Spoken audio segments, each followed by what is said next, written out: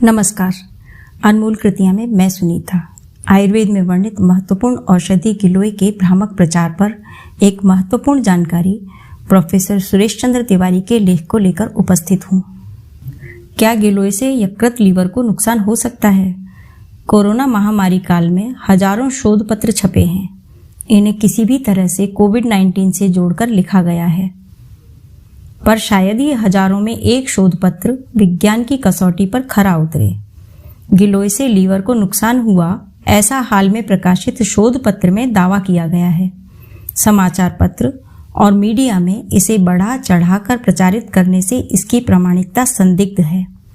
आम जनता की विज्ञान की समझ बहुत कम है, इसलिए कम से कम सनसनीखेज शोध परिणामों को, विशेष रूप से यदि वैज्ञानिक का फोटो भी इसके साथ मीडिया में आए, पूरी तरह धोखाधड़ी मान लेना चाहिए। गिलोय पर शोध पत्र का विवरण आप स्क्रीन पर देख सकते हैं।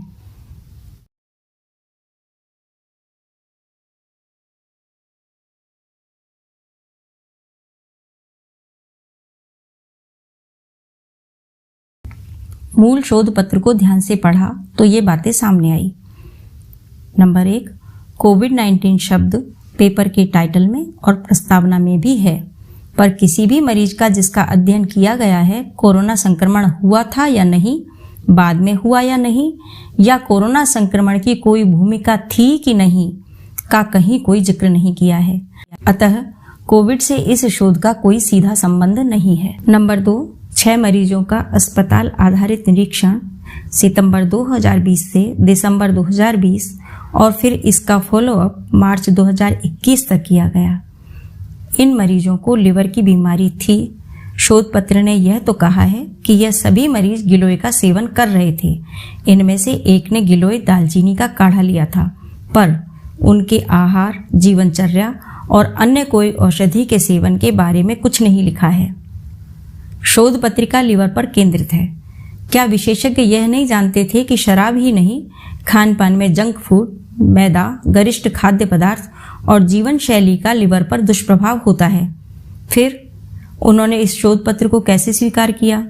क्या केवल गिलोय ही लेकर मरीज जिंदा थे?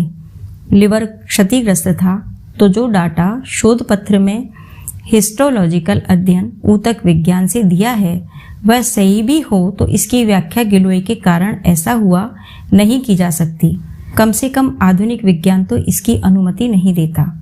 नंबर 3, आधुनिक चिकित्सा विज्ञान में कोई वनस्पति या जड़ी बूटी या फल शरीर के किस अंग को नुकसान पहुंचाता है या फायदा करता है, बताने की कोई सीधी वैज्ञानिक पद्धति नहीं है।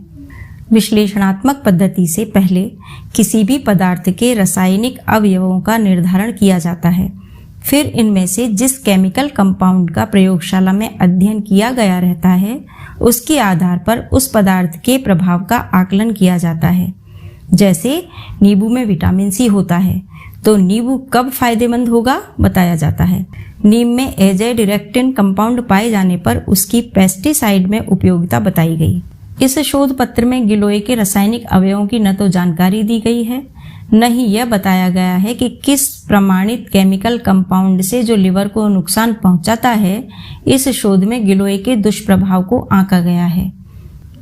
केवल इस एक बिंदु से ही इस शोध पत्र को पूरी तरह अवैज्ञानिक और पूर्वाग्रहग्रस्त घोषित किया जा सकता है। शोध पत्रिका JCEH को इस बात का संज्ञान लेकर संपादकीय में भूल सुधार और शोध पत्र को अमान्य घोषित करना चाहिए। यदि हम गिलोय के बारे में ही विचार करें तो ग्रामीण लोग वर्षों से बिना वैद्य की सलाह के इसका उपयोग करते रहे हैं। मीडिया में संभवतः पहली बार डेंगू के इलाज में इसकी उपयोगिता को लेकर प्रचार हुआ था। अभी कोविड में फिर खूब प्रचार हुआ।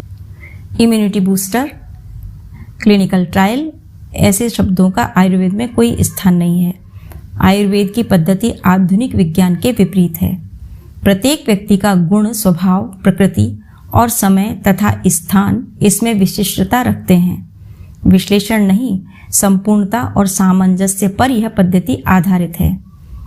गिलोय का प्रयोग भी इसी आधार पर किया जाना चाहिए। परंपरागत आयुर्वेद शास्त्रों के आधार पर च्यवनप्राश, चंद्र प्रभावटी आदि औषधियां बनाई जाती हैं, पर आधुनिक चिकित्सा विज्ञान से प्रभावित होकर लिप 52 जैसी औषधि भी बनने लगी हैं। लिव 52 में गिलोय भी प्रमुख घटक है और इस औषधि को लिवर के लिए ही दिया जाता है। सुनीता जो इस लेख को सुना रही है उसे भी लिवर की समस्या कोरोना काल से पहले से थी। अभी संक्रमित होने पर गिलोय का काढ़ा लिया था, अन्य औषधियां भी ली थी जिनका पहले विवरण दिया था। कोरोना से तो ठीक हुई ही, अब तक लिवर पर कोई दुष्प्रभाव की शिकायत तो नहीं आई है। इसलिए अनुभूत प्रयोग के आधार पर भी गिलोय को लिवर के क्षतिग्रस्त करने का कारक माना जाना पूरी तरह अनुचित लगता है।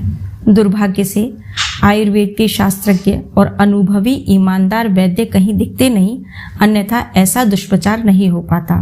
वैसे भी ऐसे सत्यनिष्ठ आयुर्वेदाचार्य गिलोय या कोई और वनस्पति औषधि के गुण दोष का सर्व कल्याण के भाव से स्वयं अन्वेषण कर आम जनता को समझाते। मेरी जितनी समझ है इस आधार पर यह निश्चित रूप से कह सकता हूँ कि JCEH में प्रकाशित शोध पत्र पूरी तरह अवैज्ञानिक और भ्रामक है। इस लेख को सुनने के बाद आपका कोई प्रश्न हो तो आप कमेंट बॉक्स में लिखिएगा। डॉक्टर सुरेश चंद्र तिवारी आपके प्रश्नों का उत्तर अवश्य देंगे। नमस्कार।